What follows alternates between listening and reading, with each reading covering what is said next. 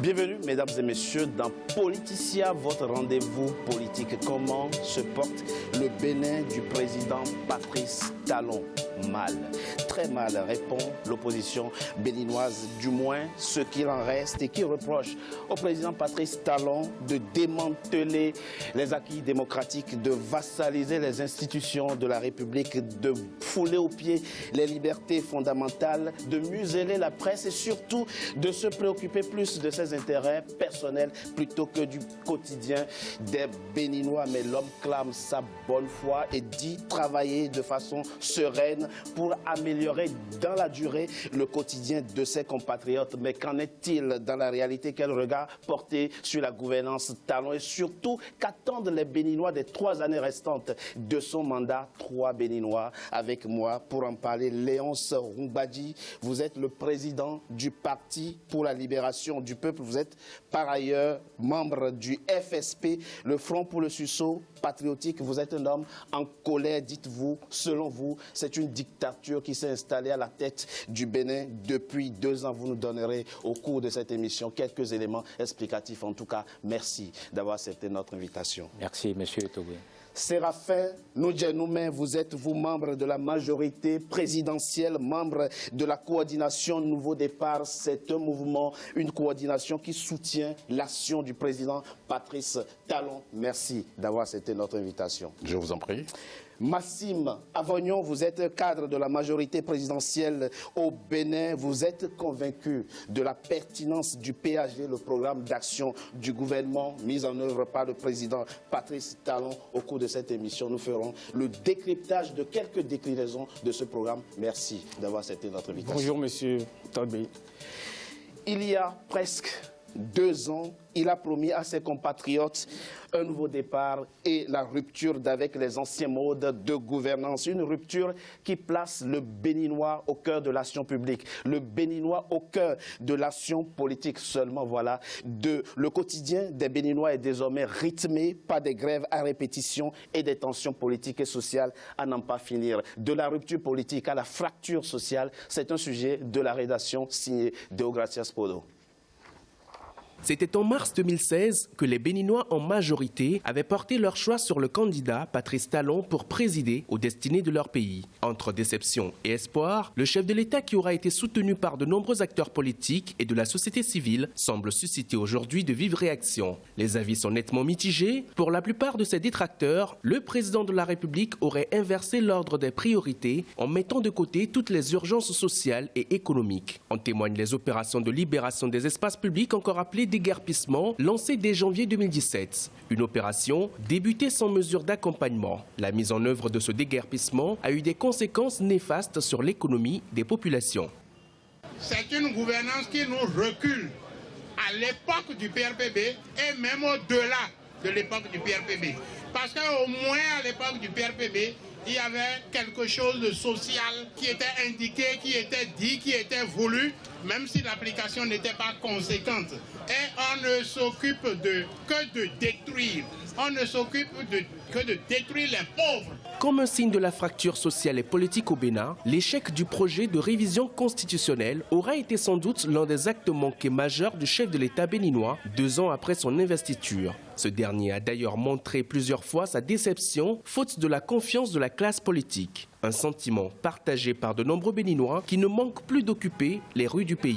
En première ligne, les travailleurs des secteurs de l'éducation, de la santé, de l'administration et du port qui multiplient les mouvements de protestation. Depuis, tous ces mouvements de contestation semblent mettre en péril la paix sociale. Le président de la République a pour obligation essentielle de faire en sorte que ce que nous avons soit réparti de manière convenable, de manière durable, dans la perspective de satisfaire les intérêts du plus grand nombre. Début février 2018, comme pour calmer la fronde sociale, le président Patrice Talon a accordé un intérêt particulier aux 8 revendications principales des syndicats. Si la question du statut des enseignants sera tranchée par une commission interministérielle, aucun autre engagement financier n'a été pris. 2021 Année d'une nouvelle élection présidentielle semble loin mais pourtant si proche. 2 ans après son arrivée au pouvoir, le chef de l'État Patrice Talon devra sans doute faire l'effort de retrouver l'estime des Béninois qui, avec espoir, l'avaient porté au pouvoir en 2016. Léonce Rumbadi, ce 10 février s'est tenu à Parakou, dans le nord du Bénin, le 2e congrès ordinaire de l'Alliance nationale Fos-Kori pour un Bénin émergent, le parti de l'ancien président Yahi Boni, et au congrès auquel vous avez été invité. Et vous avez fait lire un discours à ce congrès par Akhuelete Adjevi, le secrétaire général de votre parti. Et dans ce discours, on pouvait entendre, je vous cite, « Le premier devoir d'un président de la République est de faire vivre ensemble ses concitoyens et non de les diviser entre adversaires bannis et riches, amis contrôlant tout. » Fin de citation. Vous pensez que les tensions sociales au Bénin aujourd'hui viennent de ce que le président Patrice Talon dresse les Béninois les uns contre les autres, divise les Béninois? Merci beaucoup, M. Togbe, pour l'intérêt que vous accordez au combat que nous menons au Bénin pour restaurer la démocratie et l'état de droit. Bien évidemment, Patrice Talon à la tête de notre pays, c'est un accident de parcours pour le Bénin. Et aujourd'hui, le Bénin déprime, le Bénin est divisé et je crois qu'il est de notre responsabilité de nous battre pour restaurer la démocratie. La situation qui prévaut aujourd'hui au niveau de notre pays du point de vue social, oui, c'est parce que la gouvernance, elle est antisociale. C'est parce que la gouvernance, elle est affameuse. Parce qu'au moment où le gouvernement demande aux travailleurs, demande au peuple de se serrer les ceintures, oui, la ceinture, oui, pendant ce temps, oui, les préfets gagnent 5 millions de francs CFA à la fin du mois. Les ministres du gouvernement au Bénin sont à entre 8 millions et 16 millions de francs CFA. Ça veut dire qu'un ministre au Bénin gagne plus qu'un président français.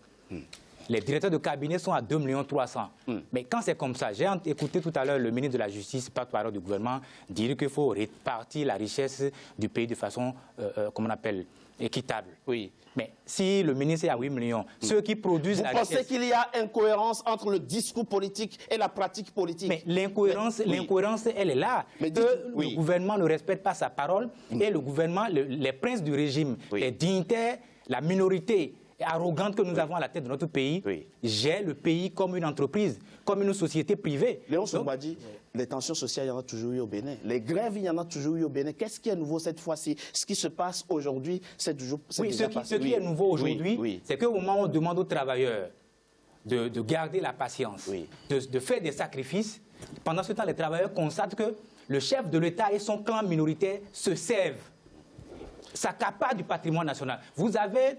Le chef de l'État a acheté, il est garant du patrimoine national. Il a acheté un domaine de l'État à 900 millions de francs CFA. C'est-à-dire que lui-même, il a vendu et il a racheté.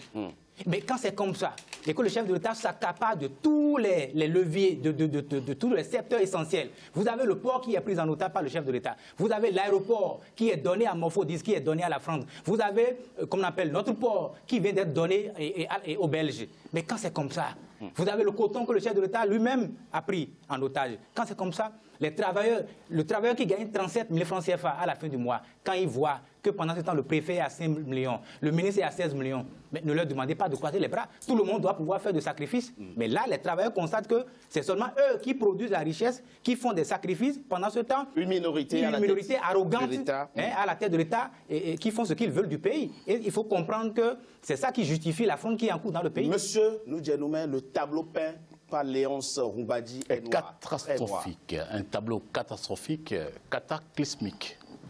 J'avoue que ça ne me surprend pas. Monsieur Rumbadi, dont le curriculum vitae n'est plus à décrire, est habitué du fait. Je viens catalogue d'anathème. Patrice Talon, un artisan de parcours, 65% de suffrages obtenus.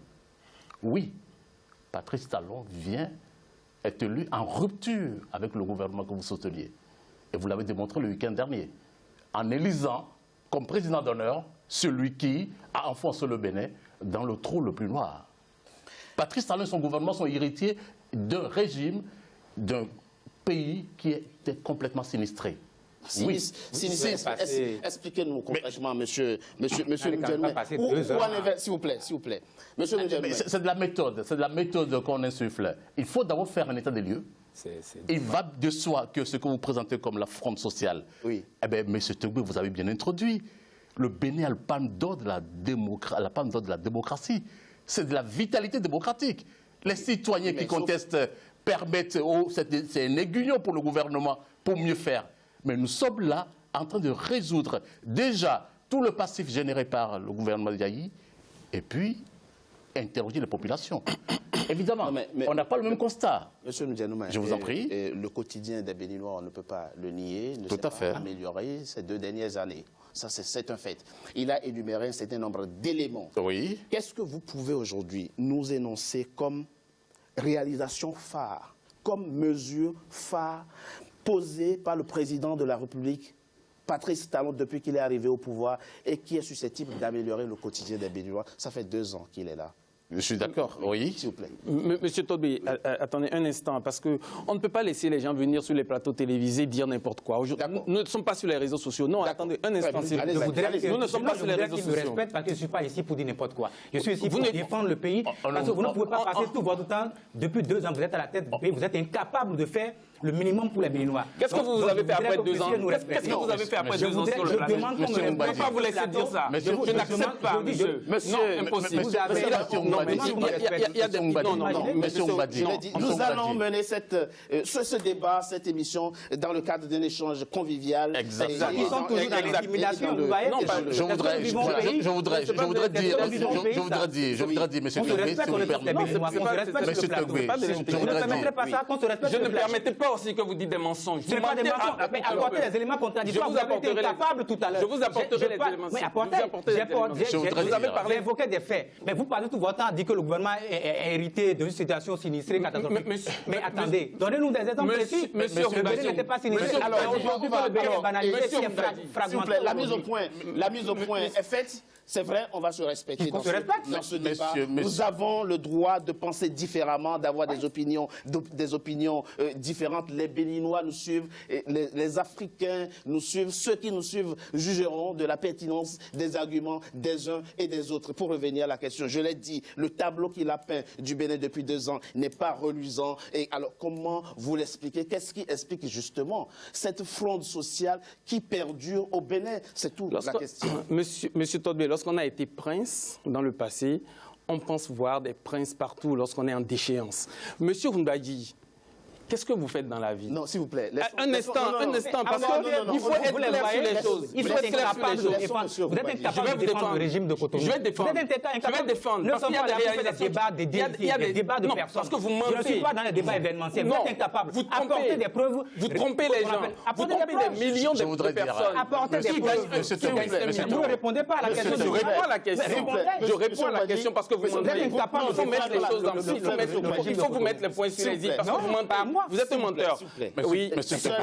Je ne vais pas permettre ça. Vous êtes un menteur, monsieur Togbé. Ils sont incapables de défendre le C'est monsieur Avoyon qui a la parole. Je voulais dire. Monsieur Avoyon, c'est vous. Parce que vous avez eu le pouvoir pendant 10 ans. Qu'est-ce que vous avez fait pendant 10 ans? Combien d'hôpitaux vous avez construits? Combien de personnes sont décédées parce qu'ils n'avaient pas d'oxygène? Combien de personnes n'ont pas été soignées? Qu'est-ce que vous avez fait? Vous avez parlé d'un taux de croissance de 6% par an pendant 10 ans. Pendant 10 ans, un tôt de croissance de 6% par an qui n'a pas permis de construire un seul hôpital. Oui. On va éviter de faire le bilan de Yahi Boni et parler de demain. Là, c'est une erreur de méthode. C'est une erreur de méthode. Vous savez, la gouvernance, les régimes. Je vous en prie, Yahi Boni n'est pas un acteur du passé, c'est un acteur du présent. C'est Yahi Boni. Et je vous dis, notre contradicteur, s'il vous plaît, c'est un porteur de valise de Yahi Boni. Mais je voulais dire sur la méthode. Mais là, sur la méthode. Faisons le lien et parlons de choses concrètes. Sur la méthode. Jamais je ne vais interrompre mon frère et ami en face de moi. C'est très bien. Je souhaiterais que vous ne m'interrompiez pas, s'il vous plaît. Simplement parce qu'un meeting politique est différent d'un débat en plateau télévisé. Absolument. Monsieur Ndianouma, pour la clarté du débat. Très bien. Je voudrais dire... Oui, s'il vous plaît. Monsieur Togbé, je voulais redire merci de nous avoir accueillis ici. Oui. Mais cette émission est possible grâce à quoi? Grâce à ce qu'on appelle l'énergie, l'électricité. Chers amis, le Bénin, dans quel état vous l'avez laissé? Est-ce qu'on pouvait avoir... Il n'y avait plus d'électricité au Bénin. C'est connu de tout le monde. Il n'y en avait plus quand Yaïboni a fini son règne. Bien sûr. Déjà, tout le Bénin était dans le noir. Mais je vous le dis. Monsieur Togbe, il faut le toucher de doigt. Vous êtes le premier à pouvoir le témoigner parce que vous voyagez beaucoup, vous allez au Bénin. Là-dessus, il n'y a pas de discussion. C'est ce qu'on appelle le délestage. D'accord, depuis 2 ans, il n'y a plus de délestage. Et ça coûte, très cher. Désormais, on a de l'électricité. D'ailleurs, je suis un de vos suiveurs, entre guillemets, sur vos posts sur Internet. Je me dis justement que c'est ça Monsieur Noudianoumé, vous avez de l'énergie que vous produisez. Monsieur Noudianoumé, c'était par là. Il y a une partie qui est consacrée. Une illustration de ce qui a été réalisé. Là, nous parlons d'un fait précis. S'il vous plaît, monsieur Noudianoumé. Je vais terminer sur un élément. Je vais terminer sur un élément, ce que vous appelez le déguerpissement. C'est un grand mot, c'est de la libération de l'espace public. Écoutez, nous sommes venus vous voir, nous avons vu les rues tracées. Eh bien, le domaine public appartient à l'État. On a libéré le domaine public pour sécuriser les citoyens et pour aménager. Revenons au fait. Le fait, c'est qu'aujourd'hui, l'administration du Bénin est paralysée. Les centrales syndicales ont posé des revendications précises sur la table qui ne sont pas satisfaites. Et pour l'instant, c'est la paralysie totale. Qu'est-ce qu'on fait? On dialogue, on met tout sur la table. La chance du Bénin, c'est une chance unique. Oui. Le 30 janvier dernier, le président a rencontré les responsables des centrales syndicales. Après, il a rencontré aussi les membres du clergé. Pendant combien de temps? Comment? Pendant combien de temps? Du 30 au 5, des rencontres. 5 heures d'horloge. Donner hâte au président, à un président qui est dans le dialogue. Mais ce n'est pas la durée qui fait la question. La question, c'est qu'est-ce qui en est sorti? Pas grand-chose, puisque les mouvements de grève continuent. Qu'est-ce qu'on fait? Monsieur Togbe, excusez-moi, je vais répondre. Vous savez, nous sortons, le Bénin était indépendant depuis 1960. Oui. Depuis 1960, nous avons eu une succession de régimes. On en est arrivé où avec cette succession de régimes? À un moment donné, il faut changer le paradigme, il faut changer les choses. Nous avons eu, après la conférence nationale de 90, l'avènement de la démocratie au Bénin, avec la succession du régime du président Tsoglo, de Mathieu Kérékou, de Yaïboni, etc. Mais on en est arrivé où? À un moment, il faut se poser et se dire, il faut qu'on change les choses. Les syndicats ont toujours existé, les syndicats, les gouvernements ont toujours... Excusez-moi, monsieur Togbe, les syndicats, les gouvernements ont toujours discuté avec les syndicats, Il y a toujours eu des patchwork quelque part. Oui. À un moment donné, il faut dire, il faut qu'on travaille maintenant, il faut qu'on se mette au travail. Et c'est ça que nous sommes en train de faire aujourd'hui.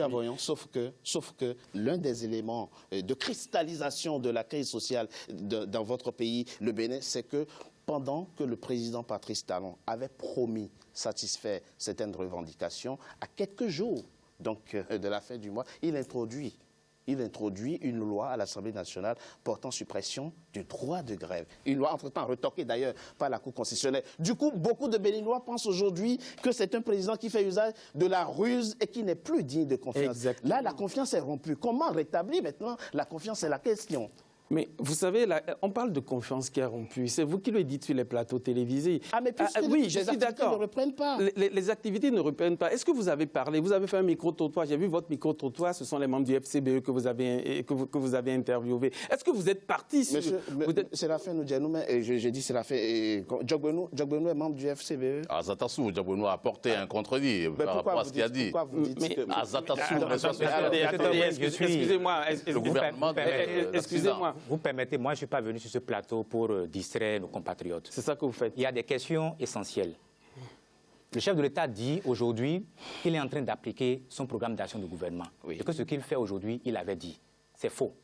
Il n'avait pas dit durant la campagne électorale qu'une fois au pouvoir, qu'il allait vassaliser les institutions de la République. C'est-à-dire demander aux députés de voter les yeux fermés des lois scélérates et liberticides, les lois sur le renseignement, sur le secret de la défense, sur l'identification des personnes physiques, sur les collaborateurs extérieurs. Et tout ça pour réprimer davantage les libertés démocratiques. Le chef de l'État n'avait pas dit durant la campagne électorale, une fois au pouvoir, qu'il allait prendre en otage le port, l'aéroport, le coton à Kajou et tout. Il n'avait pas dit qu'il allait jeter en prison des détenus. Nous avons aujourd'hui des détenus politiques au Bénin. Il n'avait pas dit qu'il allait affamer les Béninois. Donc il fait le contraire de ce qu'il avait promis. Donc il avait promis la rupture, mais aujourd'hui on ne voit pas la rupture. Il faut que nos amis d'en face cessent de faire le bilan de Yahi. Le bilan de Yahi est connu. Il est reluisant et substantiel. C'est vrai, tout n'a pas été rose, mais ce qui est fait durant les 10 ans... je ne vous ai pas suspendu quand vous parlez tout à l'heure. On s'est entendu. Cessez de raconter des conneries non plus. C'est trop gros. C'est trop gros. Dire aujourd'hui, ils peuvent me laisser parler. S'il vous plaît. Non, vous êtes deux. Je suis en face de deux personnes. Je suis obligé de vous arrêter parce que vous racontez des conneries. Pas du tout. Donc, il faut qu'ils cessent, parce que chaque fois, ils nous disent qu'ils ont hérité d'un pays sinistré. Oui. C'est aujourd'hui que le Bénin est banalisé. Banalisé parce que... Mbadji, vous avez énuméré un certain nombre d'éléments. Mais qu'ils apportent, je souhaiterais qu'ils apportent... Prenons juste un élément. Je donne un autre exemple. Vous en avez déjà énuméré. Puisqu'ils sont incapables d'apporter des éléments contradictoires, je donne un autre exemple. La Cour constitutionnelle aujourd'hui au Bénin, vous savez ce qui se passe? Il y a un conseiller membre de la Cour constitutionnelle par le fait du pouvoir qui a démissionné. Parce que la Cour constitutionnelle a pris des décisions autres, celles dont vous avez parlé tout à l'heure concernant le droit de grève, où la Cour constitutionnelle a estimé que le gouvernement a violé la Constitution. Les décisions de la Cour constitutionnelle aujourd'hui ne sont pas respectées. D'accord. Donc, ça, on reviendra sur ces éléments. Nous ne sommes plus en démocratie ni en état de droit. On reviendra, il vaut mieux que quand il énumère son... Voilà. Prenons quelques-uns des éléments qu'il a énumérés. Il dit, le président demande aux Béninois de faire des sacrifices. Tout à fait. Pendant ce temps, les préfets ont vu leur salaire multiplié par 20. Ils sont passés de 250 000 à 5 millions de francs CFA. Qu'est-ce qu'on en sait? Qu'est-ce qu'on en sait? Vous comprenez que ça puisse troubler? C'est là où je veux vous dire que, justement, ce que gagnaient les préfets, dont le patron, dont faisait partie le patron de mon contradicteur en face, un certain Azandé, dont il était le communicant en chef, ce que gagnaient les préfets sur Yaïboni, ou sur tous les régimes confondus, mais c'est 10 fois plus que ça. C'est faux. Monsieur Togui. 10 fois plus que quoi? Que ce qui est aujourd'hui octroyé. Les préfets gagnaient 50 millions sur Yaïboni. Vous connaissez le package de carburant pour un préfet? D'accord. Ah, donc, mais justement, si je vous prends un salaire, vous me payez 2 millions d'euros, peu importe, j'exagère un peu, sinon beaucoup, et qu'à côté, mon logement est pris en charge, et que j'ai à ma discrétion, 12 millions de carburant, eh bien, en net, je suis à combien? Les signes extérieurs de richesse se voyaient. Pour résumer vos propos, aujourd'hui, les préfets gagnent moins tout à fait, en termes de dépenses, de la rationalisation des dépenses publiques. Ce qui est aussi en cause et qui justifie la persistance de la tension sociale au Bénin, c'est la gouvernance Talon. Mais on en parle dans la deuxième partie. Avec plaisir. Après une courte pause. Et en face, il y aura du répondant. À tout de suite.